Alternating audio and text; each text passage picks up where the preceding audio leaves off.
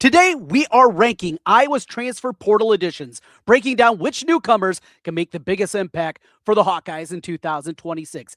Instant contributors, long-term difference makers will tell you who really moves the needle this year for the Hawkeyes.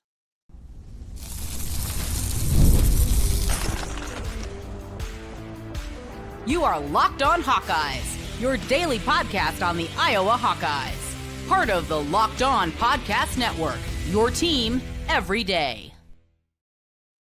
Hey, welcome in. I'm Trent Condon, and this is the Locked On Hawkeyes podcast. Thanks for making Locked On Hawkeyes your first listen every day. We are your daily Iowa Hawkeye podcast here on the Locked On Network. Glad to have you aboard with us. Locked On, now number one for sports podcasts. I've been covering the Hawkeyes for over 20 years on the radio. You can hear me currently on the Iowa Sports Radio Network each weekday from noon to 2 as I talk the world of sports with you and plenty of Hawkeyes as well. You can catch me in stations in Des Moines, Iowa City, Cedar Rapids, Quad Cities, and Sioux City. Today's episode of Locked On Hawkeyes is brought to you by Game Time. Download the Game Time app, create an account, and use code LOCKEDONCollege for $20 off your first purchase. We are going to break down a lot today. It is an action-packed show. We will talk some Iowa wrestling a little bit later on as Mo Endean has left the Iowa program and certainly leaves question marks of what Iowa's going to do at 197. And oh, by the way, yes, they wrestle Penn State this week. What are the keys for Iowa to pull off the shocker against Purdue coming up this evening? We'll talk about that and some of the keys to the game in that one. Plus, we'll be joined by Elliot Clough. A lot of conversation about the transfer portal, what Iowa's doing, if there's still any other candidates that are there. But speaking of the transfer portal, that's where our conversation begins today. We look through the 11 additions that Iowa has got out of the portal, and we rank them 1 through 11, or 11 through 1, depending on the way that you look at it. Now, this is not to be any kind of slight on anybody. I took a myriad of different factors into it, the importance, how much these guys are going to be playing both long-term and in the interim for 2026, because out of these 11 additions that Iowa's made, 10 of them have multiple years of eligibility. And the only guy that is a, if you will, one-year rental is Bryce Stevenson, the defensive tackle that comes in from Holy Cross. So how this came together, it was kind of a wild confluence of a bunch of different things together.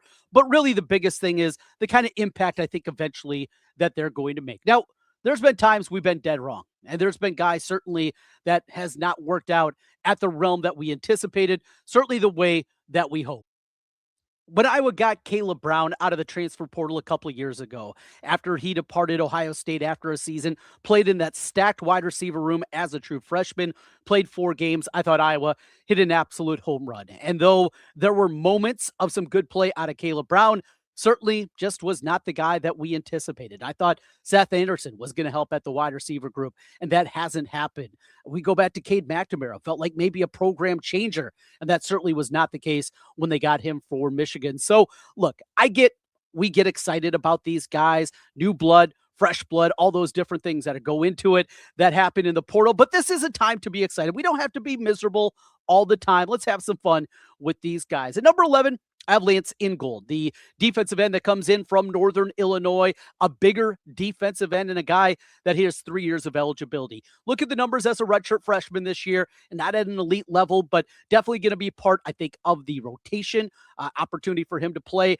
But I don't think this is going to be a guy that makes certainly an immediate impact for Iowa football. At number 10 is a guy kind of in a similar realm, and that is Trent Wilson, who comes in from James Madison. I love the 3 years of eligibility that he has remaining. And we've seen offensive line has been a very difficult spot for transfers to come in and make an impact right away. Bryce George, the latest of that, who just didn't get going with the group. He was battling for the left tackle spot, got hurt in pregame warmups before game one, and really never was able to find his stride. And there's been other examples of that.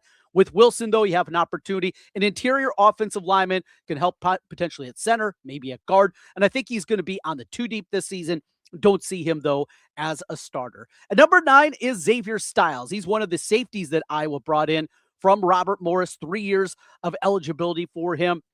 And you look at the frame of these safeties, looking at those more rangy type of safeties, if you will. And Iowa needs to do a lot in that defensive backfield, trying to kind of piece this thing together, figure what it's going to look like. In fact, a little bit later on when we talk with Elliot Clough, it's one of the questions that I have for him what you do with Zach Lutmer. He can play all three positions. Well, he can play really all five positions, either cornerback spot, the cash position, both safety spots. He's just so versatile, so good at what they're going to do with him. And I think that's going to tell us a lot with guys like Xavier Styles, kind of how they fit in going forward. And number 8, this guy maybe should be a little bit higher on the list just because of his importance. And though I know Iowa is still pursuing some defensive tackles, that's Bryce Stevenson for Holy Cross. Now, another reason is because I'm talking also at times about big picture, and he is the guy that only has 1 year of eligibility, but boy, is it going to be important. You have the other Bryce Stevenson at the other defensive tackle spot. Feels like those are going to be your two starters at D tackle coming up this season, but I know they're looking for more. At minimum, they're looking for a depth piece and probably even more than that at defensive tackle as they continue to wait for some of those young guys to develop. Got a couple of veterans there that haven't played a ton, guys like Will Hubert and the like, but still, defensive tackle, the importance of that position at Iowa. Boy, would it be nice to have a guy like Y.A. Black for another season. At number 7, this is a guy that's going to be playing a ton. We'll see a ton of him, and that is Eli Ozick, the kicker that comes in from North Dakota State. We talked about the numbers, 16 of 18 in field goals, had a 50-plus yarder a year ago, and with Iowa, the departure of Drew Stevens, he's going to be out there a lot. A very important piece. And another one I think you could argue should be a little bit higher on this list. At number 6 is Anthony Hawkins. A boy, again, it's highlight reels. They're all going to look good.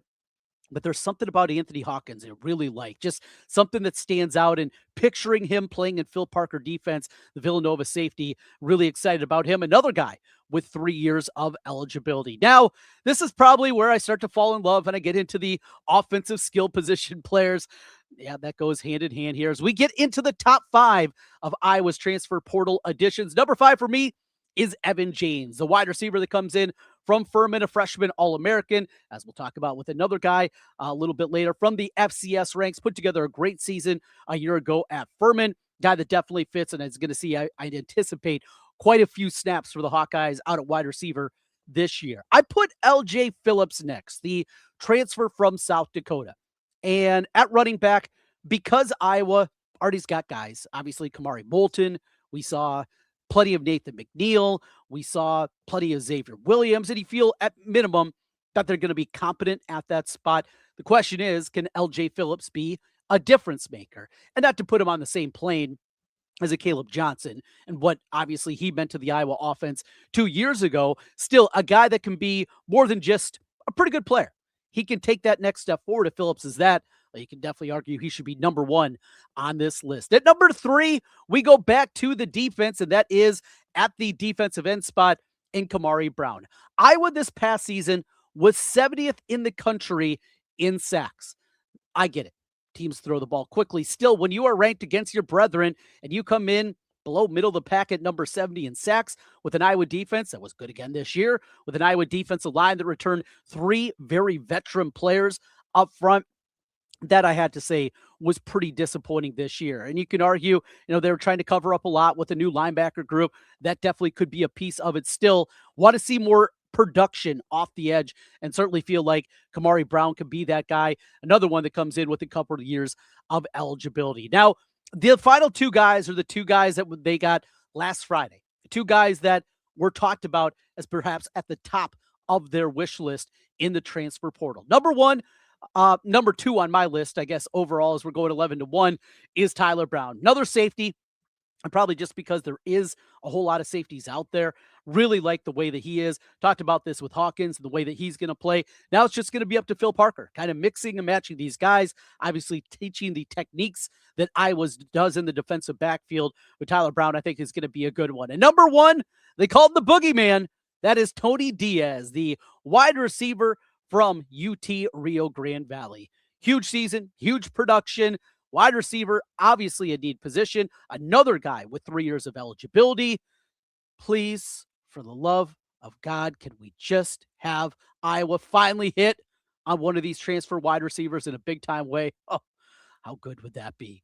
There it is, 11-1, the rankings, at least as I see it, of the Iowa additions in the transfer portal. And as the portal will close on Friday, potentially some more news coming your way. Well, one of the places that I was still looking is at the punter spot. Speaking of importance, that's obviously an important one for Iowa, winning in the margins like they work to do, and certainly special teams a big part of that. They got the kicker, Nozick. Who's going to be the punter? We'll talk about that and a whole lot more, including how Phil Parker pieces together this defensive backfield. We'll do it with Elliot Clough from 24/7 Sports. He joins us as we continue Locked On Hawkeyes. The new year is here, and it's a perfect time to reset your routine and refresh your space. If you're spending more time at home, you might as well love how it looks and feels. That's why you should turn to Wayfair. It's a one-stop shop for getting your home back on track. From bedding and mattresses to storage solutions in every room, Wayfair makes it easy to start the year fresh. Wayfair has everything you need for a full home refresh all in one place. Whether you're updating your living room, organizing your space, or upgrading your work from home setup, Wayfair's huge selection makes it easy to find exactly what works for your style and your budget. My kids got beds for Christmas. I know, what a weird present. That's what they wanted. And it wasn't just the beds, though. We needed to update the room. So the kids got on Wayfair.com, checked out all the different options, and upgraded their room in exactly the way that they wanted. It matched the style that they were looking for, and they can do the same for you. Get organized, refreshed, and back on track this new year for way less. Head to Wayfair.com right now and shop all things home. That's Wayfair, Wayfair.com. Wayfair. Every style, every home.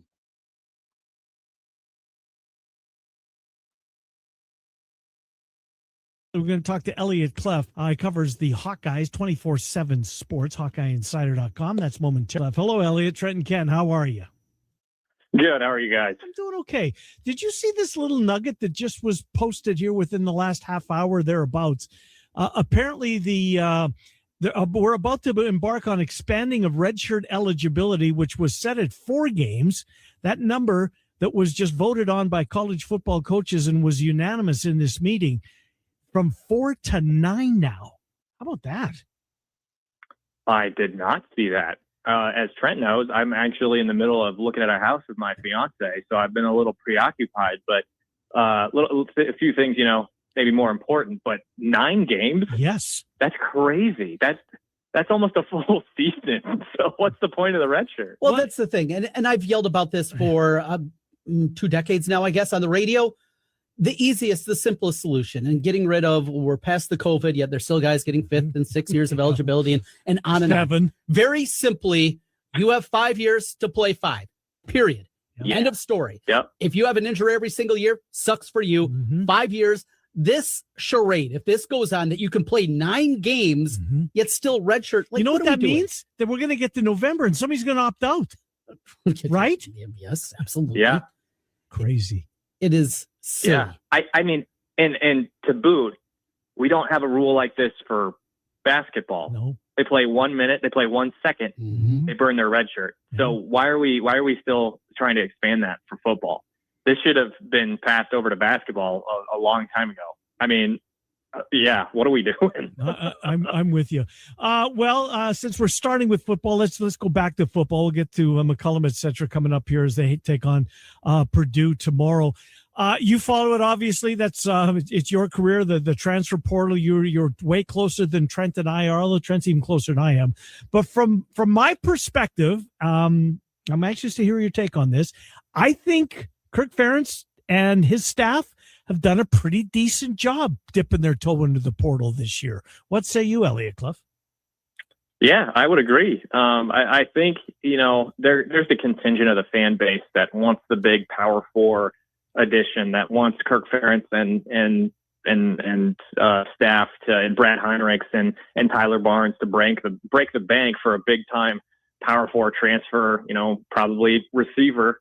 And bring him in and have him be the number 1 option and clear and far and away the top talent for Jeremy Hecklinski or Hank Brown to throw the ball to. And to a degree, I understand that. You want that bona fide, proven guy that is going to come in and be your clear number 1 option. I get that to a degree. At the same time, at Iowa, you got to play ball.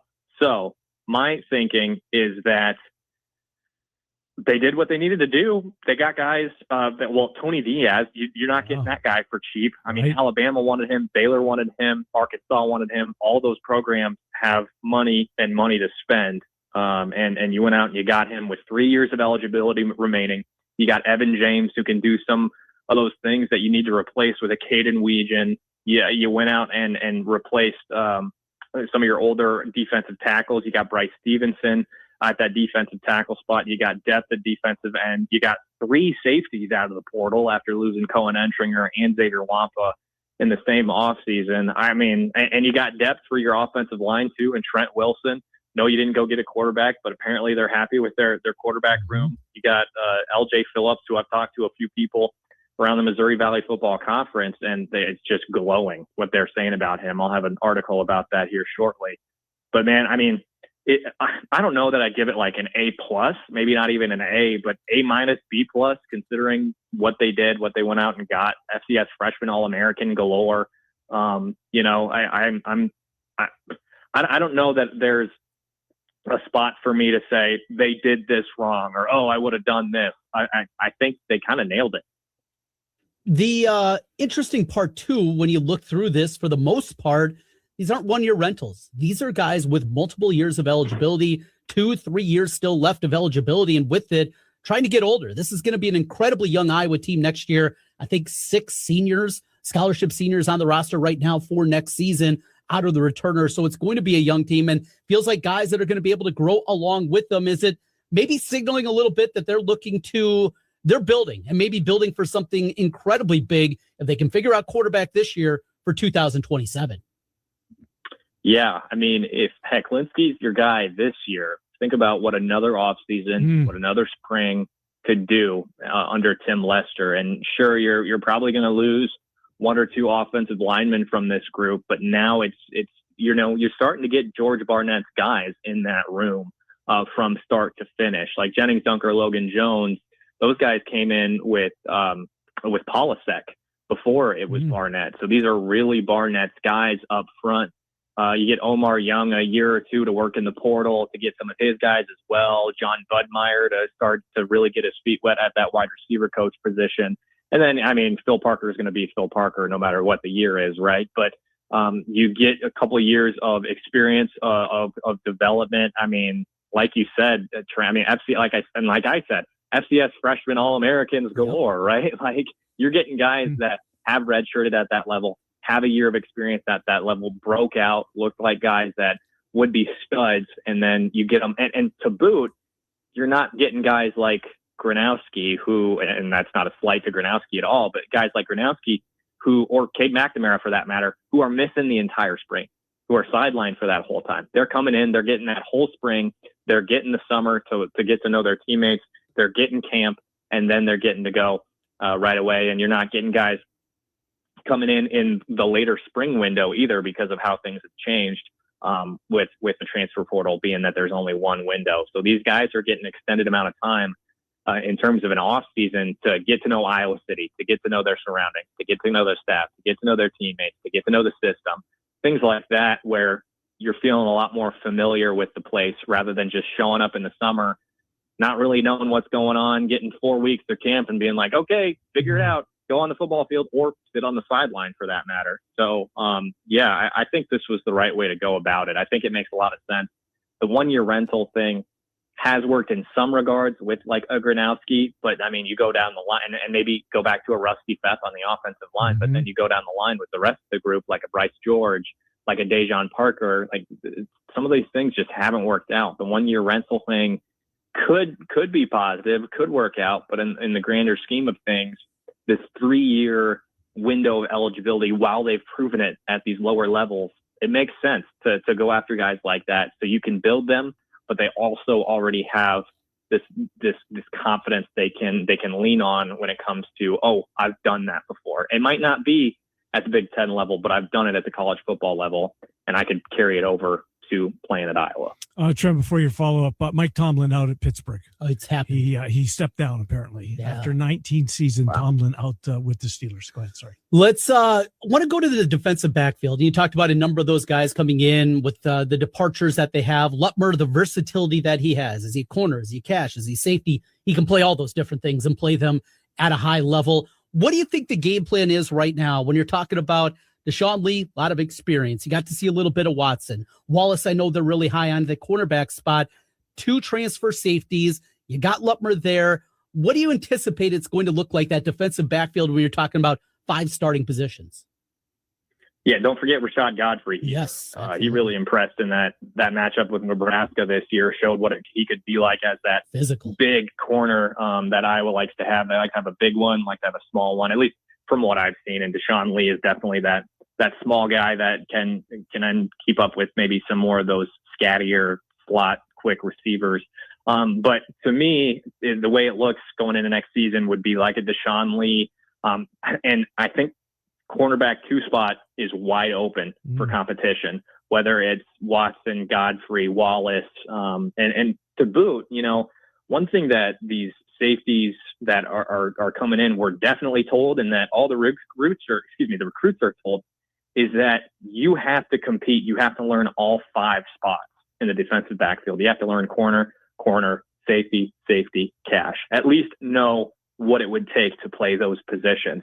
So we might see one of these safeties move over to a corner. We might see one of these safeties play a cash. But what I would expect is for Lutmer to stay at cash, just because of how important that position is for the Hawkeyes. You have to have one of your best athletes that can do so many different things.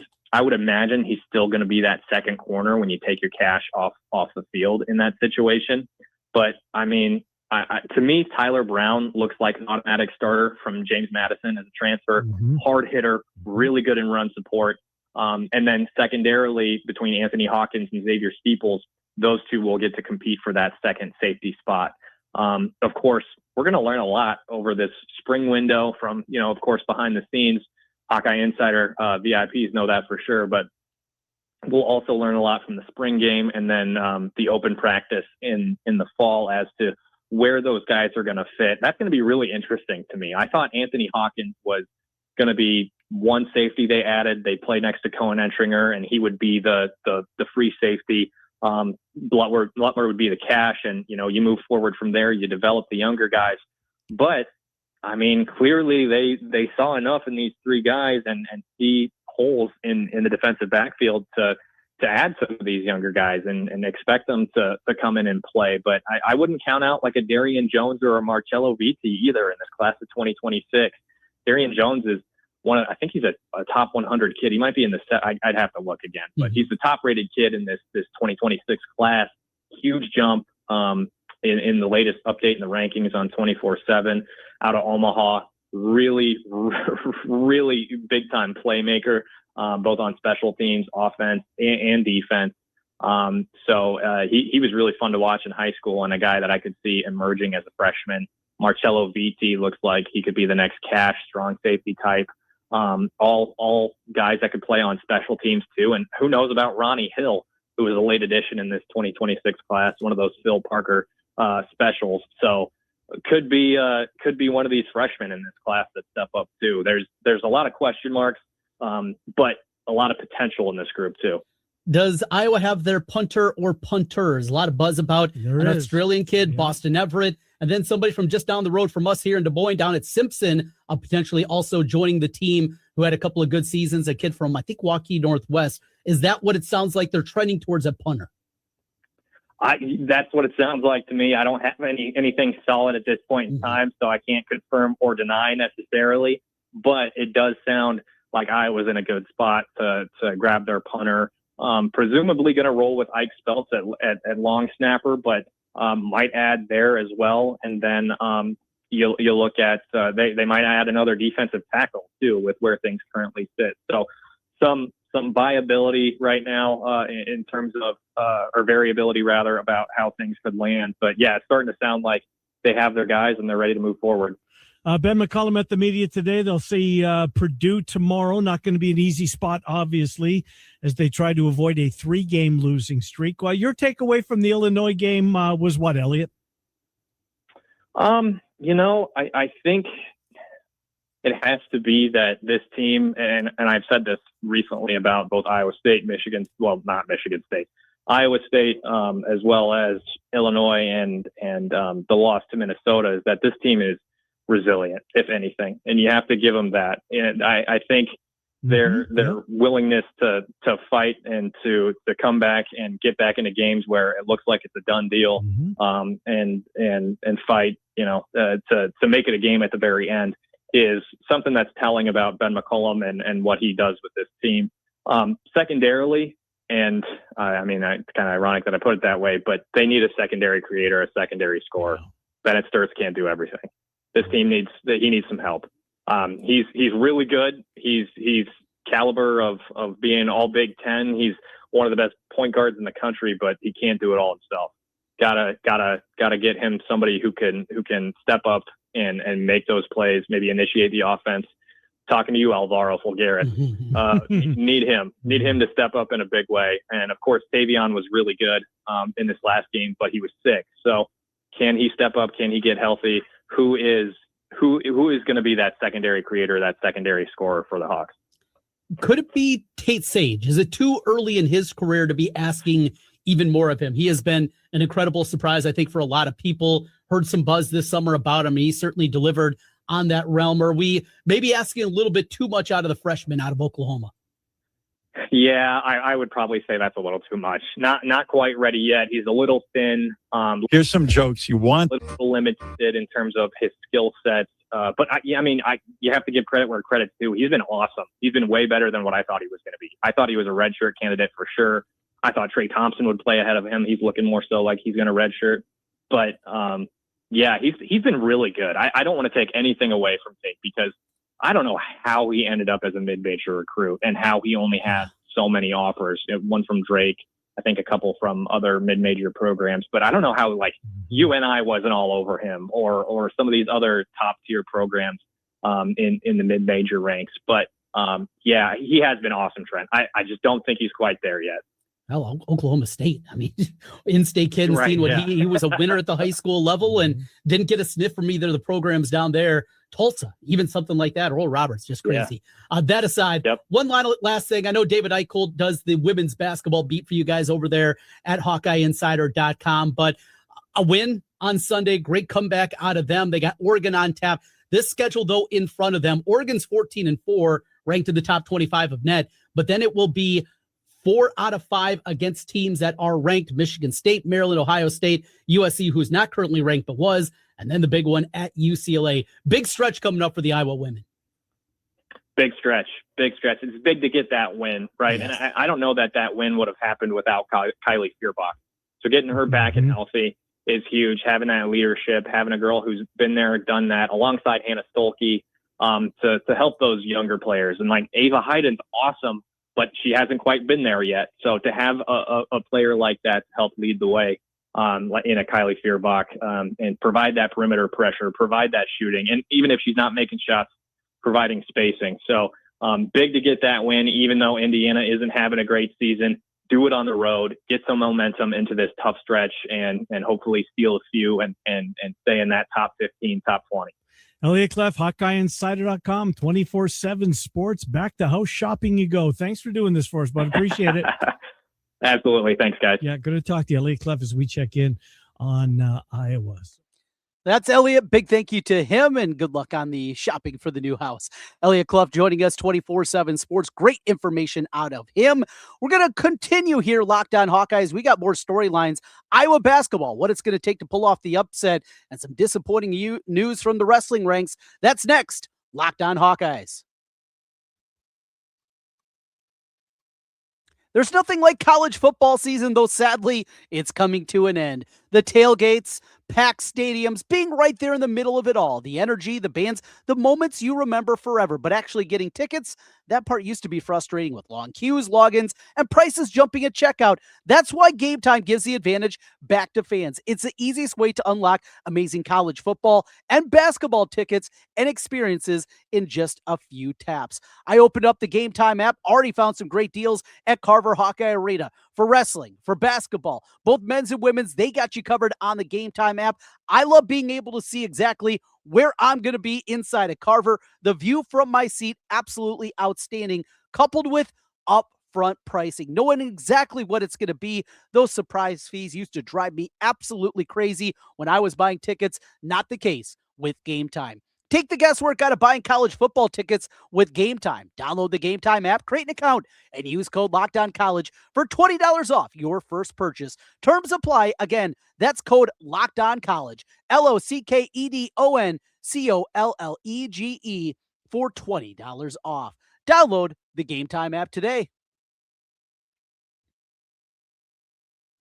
Back with you one final time, Locked On Hawkeyes. I'm Trent Condon. Thanks for being with us on your daily Iowa Hawkeye podcast, and a shout out to you everyday listeners out there. If you are an everyday listener, we got something for you as well. It's our Everydayer Club, an opportunity for you to get Locked On Hawkeyes ad-free. Works with all the major podcast apps that are out there. You can also join our Discord server and a whole lot more. Go to lockedonhawkeyes.supercast.com for more information. Wrapping things up, basketball tonight against Purdue. It is going to take a Herculean effort to do it. I think Iowa's got to run them off the three-point line. You got to hope they're missing shots. And when you look through Purdue, they're outstanding from the outside. Yeah, they got Kaufman-Wren in the middle and another couple of big guys, including Clough in the middle of things. But more than anything, it's the way that they shoot the ball from the outside.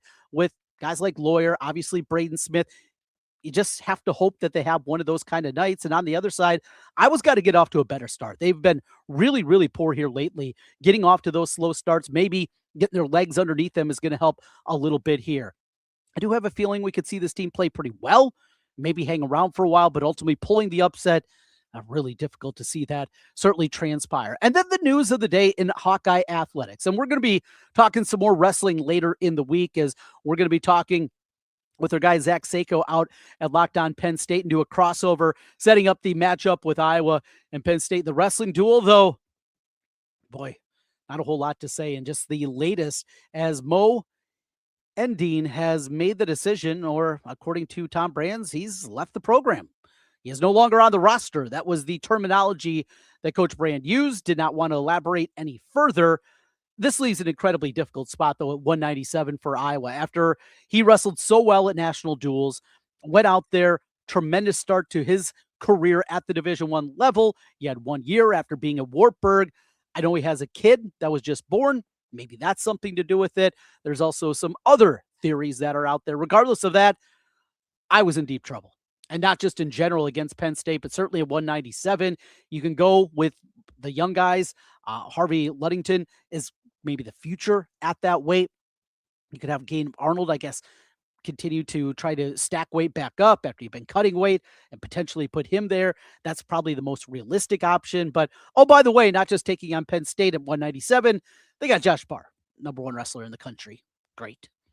More wrestling content, though, coming up later in the week. We will be back with you with the conclusion of Iowa Purdue, a rapid reaction podcast coming your way after that one goes final. We got you covered on that front. Let's hope for a good one. Let's get some positive vibes going once again with Iowa basketball. It's been incredibly frustrating. We'll also set the scene as Iowa will get ready to face off against Oregon in women's basketball. That one's coming up on Thursday. Your team every day here on the Locked On Network. I got you covered on the Hawkeye front and all your favorite shows that are out there. If you want to join our Everydayer Club with ad-free episodes, again, lockedonhawkeyes.supercast.com is where you can go and help support the show. You can support it as well by clicking subscribe if you're watching on YouTube, or a 5-star review on the audio side. That'll do it for today. We'll talk to you again tomorrow. Until then, go Hawks.